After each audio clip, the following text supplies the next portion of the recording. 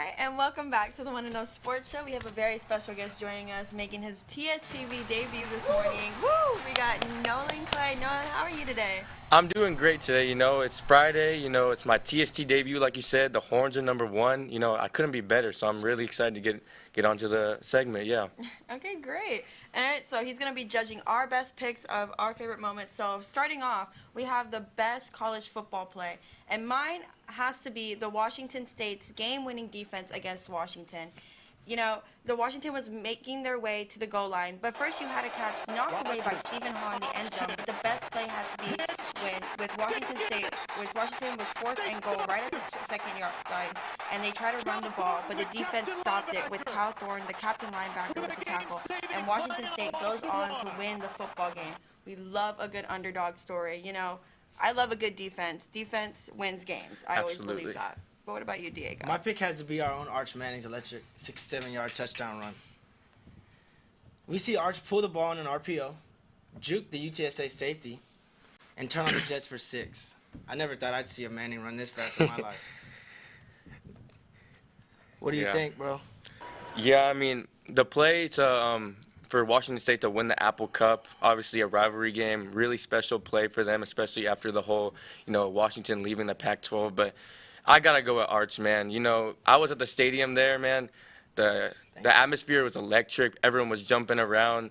I can't even. I have no words for how cool that was to watch a Manning just 67-yard run, something like that.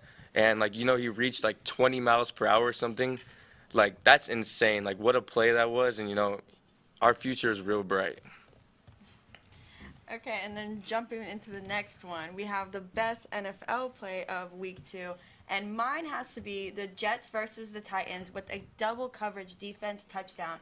You see right here, he releases the ball, and I thought it was going to be a pick, but you see right in between those double coverage defenders, it was so amazing, just real quick.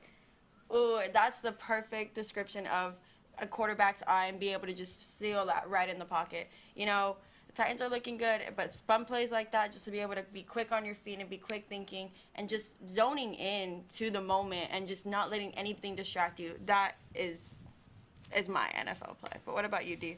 My best play has to be from Cam Taylor-Britt against the Chiefs. We're going to see Mahomes throw a ball to former Longhorn Xavier Worthy, but we see Britt go up and single-handedly snag that ball. Oh, my God. This could be the best interception we see this year. What do you think, Nolan?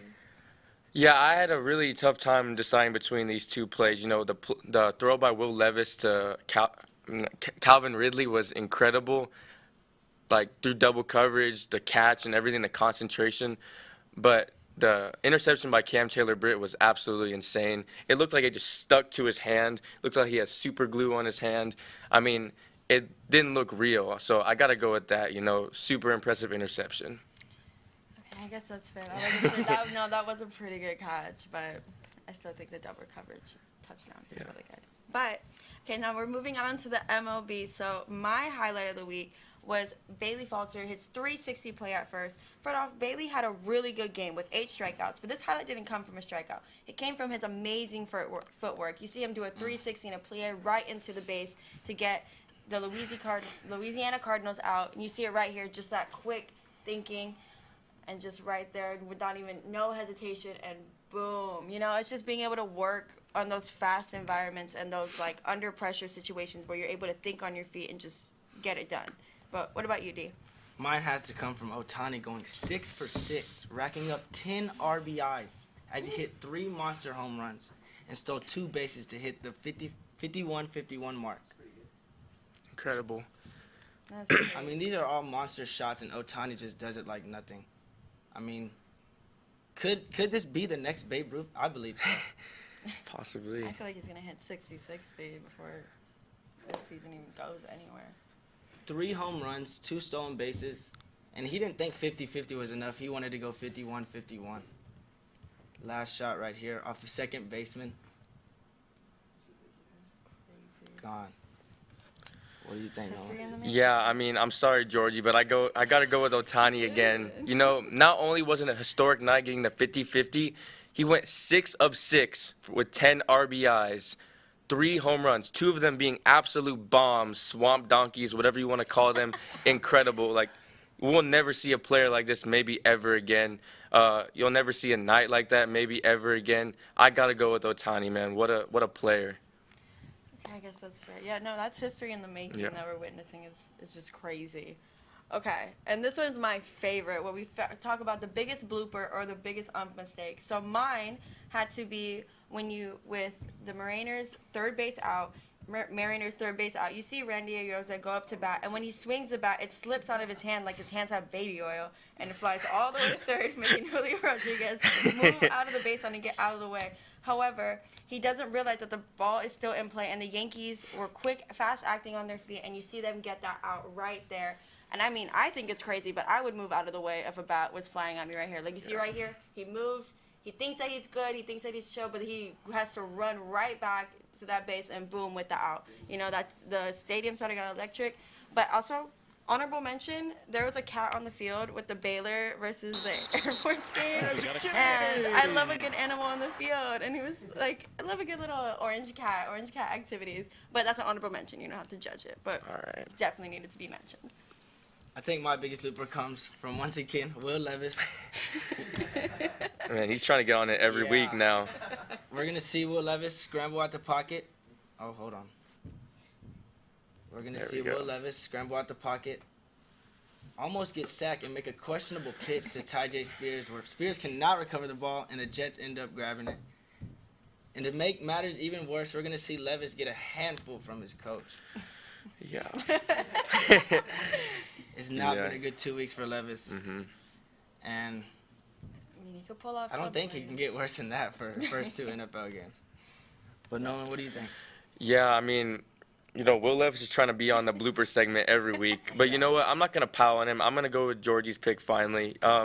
You know, the Julio Rodriguez losing, like, focus, losing, like, getting out, like, in that way. It's such a Mariners way to lose, you know.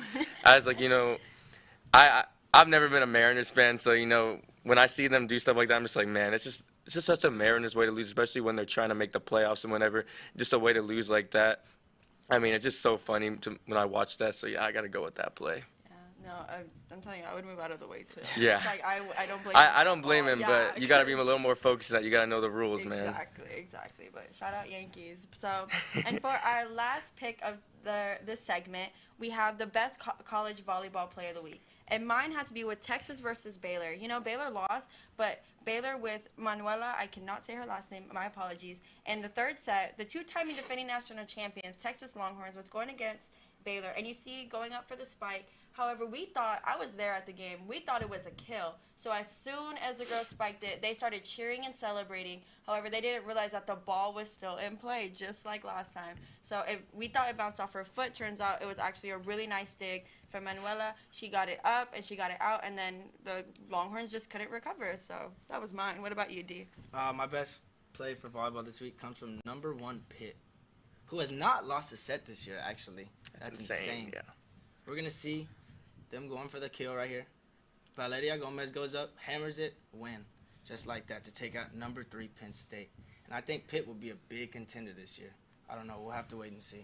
Definitely going to be a very different for the volleyball What do you world. think? Nolan? Yeah, I mean, as a goalie, when I see a good play with reflex and stuff like that, you know, it really catches my eye.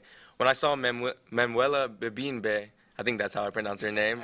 When I saw her just stick her hand like super quick, getting that dig, I was super impressed. It didn't even look natural. It looked like some like alien type stuff. Like, that was incredible. You know, I really respect reflex plays like that. You know, I gotta go with that one for sure. Manuela Bebinbe, such a good dig right there.